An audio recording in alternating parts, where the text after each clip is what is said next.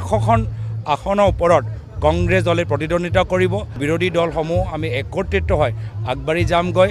ইতিমধ্যে আমি সংকল্পবদ্ধ যে আহা বিধানসভা নিৰ্বাচনত আমি সকলোৱে একত্ৰিত হৈ বিৰোধী দলসমূহ আমি একত্ৰিত হৈ আগবাঢ়ি যামগৈ।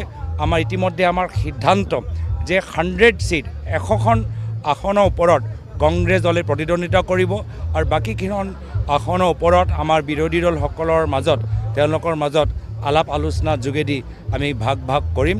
কিন্তু 100 আসন ওপৰত কংগ্ৰেছ দল নিজে নিজৰ প্ৰাৰ্থীৰ যোগেদি প্ৰতিদ্বন্দ্বিতা চলাব।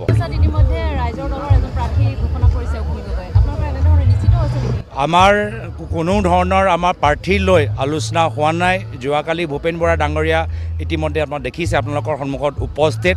ভূপেন বৰা ডাঙৰীয়া আৰু অখিল গগৈ ডাঙৰীয়াৰ মাজত এটা ভাল বাৰ্তালাপ হ'ল। আকৌ মই পুনৰ দোহাৰিছোঁ যে কংগ্ৰেছ দল 100খন আসনৰ ওপৰত আমি প্ৰতিদ্বন্দ্বিতা কৰিম আৰু বাকীকেইটা আসনৰ মাজত কেনেদৰে ভাগ ভাগ হ'ব আলাপ আলোচনাৰ যোগেদি সেইকেইটা আপোনালোকে ৰাইজৰ মাজত আনুষ্ঠানিকভাৱে ফলাফল আপোনালোকে দেখা পাব। পুনৰবাৰ কৈছোঁ যে যি আমাৰ সিদ্ধান্তটো সামূহিকভাৱে আলাপ আলোচনাৰ যোগেদি সিদ্ধান্তটো লোৱা হ'ব।